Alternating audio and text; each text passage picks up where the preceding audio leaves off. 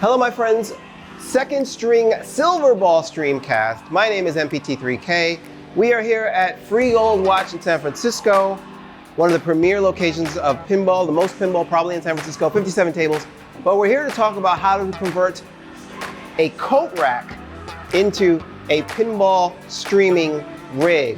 And I want to show you the conversion from that to this on this video. This is all about instruction just for the rig. We're not going to talk about any of the technical cameras and stuff because you can watch other episodes of Second String Silver Ball podcast for those. But this guy here is what we use to stream pinball here at Free Gold Watch. The first thing is you're going to order a specific type of coat rack. This is SONGMICS, and I will leave a link in the description. And I chose this specifically because it has, just like over here, it has height adjustable. It's height adjustable. It's also somewhat width adjustable, but I'll show you how to do that. That requires a little bit of a modification. So let's open it up.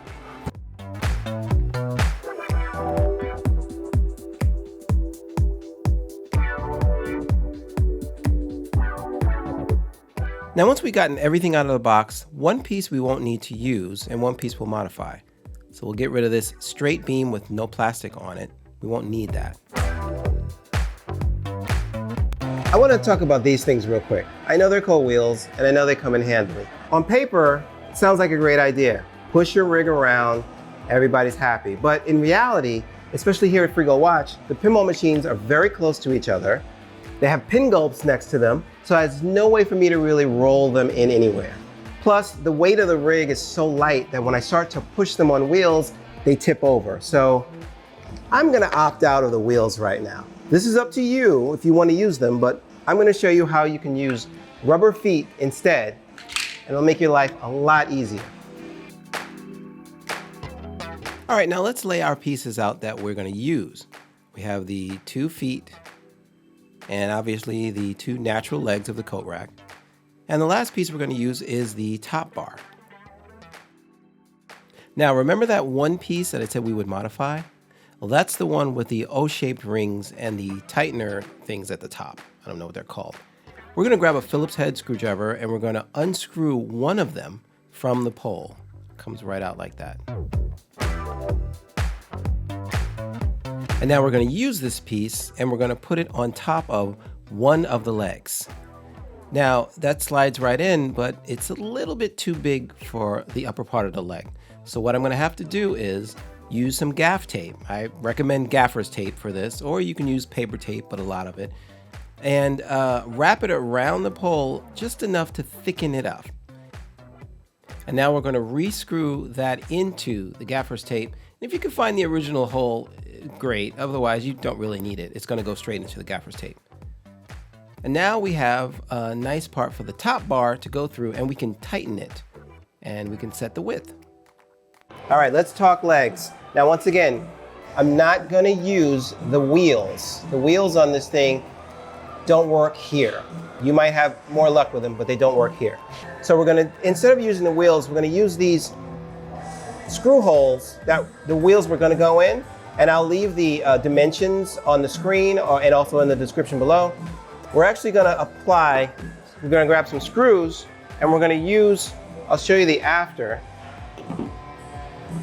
We're going to put our rubber cups, feet, onto these using the screws that we get from the hardware store. This rig does require a trip to the hardware store. So now it's going to settle down and that's going to be your base, because we're not going to use wheels on this puppy. These little guys that you have in one of the bags, okay, we're going to take these out. We only need 2 of them. That's going to be attached to this part here. And you're going to screw it in a little bit. And this will add some stability to this joint here. You don't want to screw it in super tight, but you want to screw it in until it resists a little bit, and then that pole's not coming out. All right? And one nice feature of this rig, it is completely breakdownable. So I can break it down to just pipes and store it away. Now let's talk about this top part. Now this is a bit wide. We want to go to the hardware store, or if you have a pipe cutter, this is very simple to cut. I went to my local hardware store where I got all the other equipment, and the guys were nice enough to just cut the pipe for me. We want to cut it down to about this length here. And I'll show the length in the graphic or in the description below. Okay, so you're going to go to the hardware store, you're going to mark your pipe where you want to cut it. Okay, and then they're going to give you a nice cut, and it's going to end up looking like this. Now I have some velcro ties on here and everything, but it's at this point where I also put gaff tape on the end. This makes a really convenient way to make it width adjustable. Okay, so depending on how far out I am or how in I am, you can tighten this here once it's on the rig, and it locks it into place. Okay, so that makes a really nice width adjustable. So you'll have some of those super pins like Twilight Zone or Paragon or any Jersey Jack table that's super wide, or if you're on a standard stern body machine, you can bring it in a little more. We're almost at the home stretch. Now we're gonna actually build this puppy. I'll just take this out for a minute because it's easier to build it on the floor than it is on a table. So these feet are gonna be parallel with each other on the ground. Notice that this, you can ask the guys at the hardware store to destroy this part. We don't need it. This was for the beam, the pole at the bottom. We can't use it, remember? So you can either try and cut it yourself or whatever. I don't bother with it because it doesn't extend out that far, and it actually does add a little bit of rigidity in this joint. This is the joint that has to be super strong because the rig may tilt forward and back, and you don't want this to break.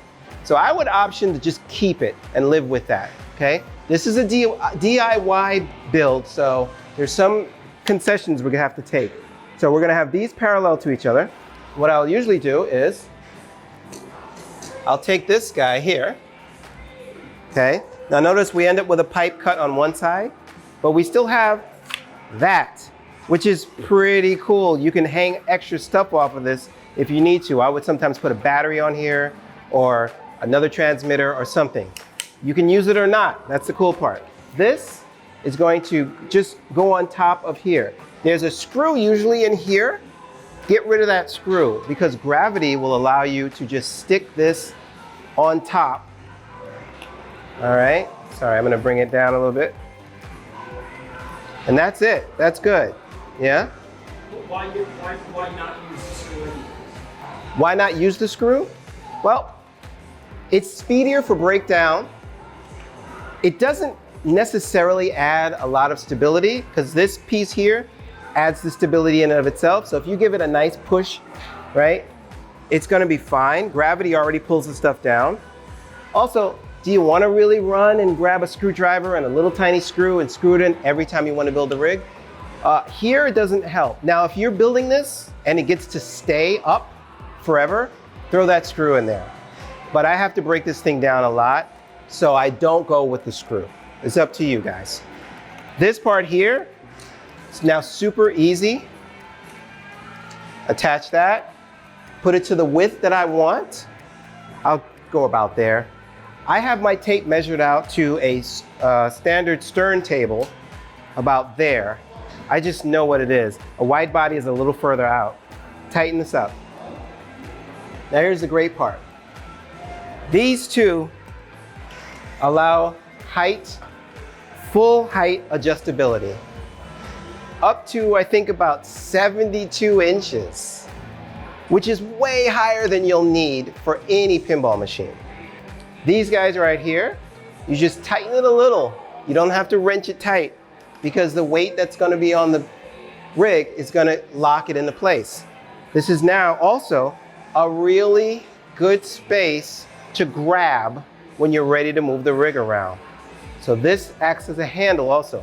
Don't rig things on your these screws here. All right, and that is pretty much it. Now, as far as stability, it's always been stable for me. here's one trick that I found when I'm putting this together. Mark these locations for the height that you want, okay?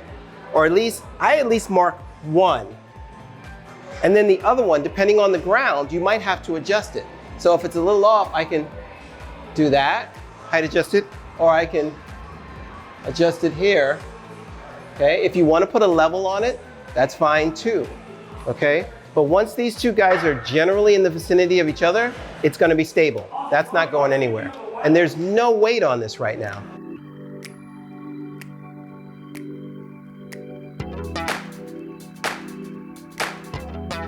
Once you grab some cameras and load them up, it's going to add a little more weight, a little more stability. I'm able to do this and walk away. So now you're all ready to mount your cameras to the rig. We use the SmallRig clamps all over the place. We'll leave a link in the description below of the clamps. Also, we use the Sony CX405 HD cameras. They are terrific. They're a really good start. Now you can put more expensive cameras on there. I wouldn't put anything really heavy. They're super light. And they're like a mainstay in the pinball community. And there you go. And there you have it. There's the rig. Now, depending on your installation, we have two different ways of using this rig here. One is for streaming a tournament where everything on the rig has to be mobile. Nothing can be plugged in. So we mount batteries here, cameras, player cam, DMD cam, top-down cam. It all gets rigged so we can walk away. The other way is with the things that I showed you before. Now this is my, when I'm just streaming one machine, I fitted this entire pole with what I need. So this is just a cube tap, okay? That this would be plugged into a wall with an extension cord. This guy here is a wall wart leading up to a USB hub just to provide power. So all this USB hub does is provide power for my cameras, for my lights, for my fans, everything here. And there's another USB hub that will go into my laptop. And this provides, obviously, more USB inputs for my laptop. So I'm gonna leave this up to you guys, how you do it. But if you use one leg and you mount the things that you need, it makes it great. You might have batteries that you wanna put on here, or you might have something else that you wanna put on the leg. I suggest you putting them on the legs because that adds weight to the legs, which adds stability. Also, if you want to be safe, grab a couple of 5-pound sandbags and just drop a sandbag on once you put it near the machine, okay? Whatever adds stability for you, go for it. I think that's it. Good luck on your build of your pinball streaming rig, second string silver ball streamcast. Thank you guys for watching.